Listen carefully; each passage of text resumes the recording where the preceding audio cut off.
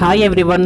Indian premier league IPL 2025లో ఎన్నో అంచనాల మధ్య Sunrisers Hyderabad SRH team batting bowling రెండింటిలో కూడా ఫెయిల్యూర్స్తో పేలవ ప్రదర్శన కారణంగా ప్లే ఆఫ్కి వెళ్తుందా లేదా అనేది ప్రశ్నార్థకంగా మారింది. అయినా కూడా ఏప్రిల్ 12న పంజాబ్తో జరిగే మ్యాచ్లో ఎస్ఆర్హెచ్ గెలుస్తుందని మా యొక్క ప్రెడిక్షన్.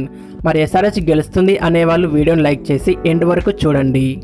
మరి వరుస ఓటమితో ఉన్న ఎస్ఆర్హెచ్ టీం గెలవడానికి జట్టులో ఎలాంటి మార్పులు చేయాలంటే, నెంబర్ 1, వరుస ఓటములతో ఉంది కావున మొదట బౌలింగ్ చేస్తే బెటర్గా ఉంటుంది. తక్కువ టార్గెట్ ఉండేలా చేస్తే ఎస్ఆర్హెచ్ బ్యాటింగ్ చూసుకొని ఆడితే గెలిచే అవకాశం అయితే ఎక్కువగా ఉంది. నెంబర్ 2, ఎస్ఆర్హెచ్ అంటేనే అదరగొట్టే బ్యాటింగ్. ఓపెనింగ్ జోడీలో ఎలాంటి మార్పులు చేయకుండా నెంబర్ 3లో ఇషాన్ కిషన్ బదులు అనికేత్ వర్మని ఆడించాలి. 4th పొజిషన్లో ఇషాన్ కిషన్ని ఆడిస్తే కనుక ఫస్ట్ నుండి దాటిగా ఆడకుండా చూసుకొని ఆడితే కనుక ఎక్కువ స్కోర్ చేసే అవకాశం అయితే ఉంది. ఇక నెంబర్ 3 చేంజ్ వచ్చేసి బౌలింగ్లో ఎస్ఆర్హెచ్ అంటే ఇంతకుముందు వరకు జట్లన్నీ కూడా భయపడేలా పేస్ బౌలింగ్ ఉండేది. కానీ ఈ సీజన్లో వీక్గా కనిపిస్తుంది. షమి నిలకడగా ఆడాలి. అలాగే హర్షల్ పటేల్ని కూడా జట్టులోకి తీసుకోవాల్సి ఉంటుంది.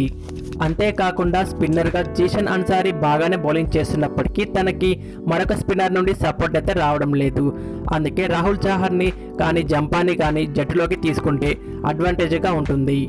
నెక్స్ట్ పంజాబ్తో జరిగే మ్యాచ్లో పంజాబ్ బ్యాటర్స్ మంచి ఫామ్లో ఉన్నారు.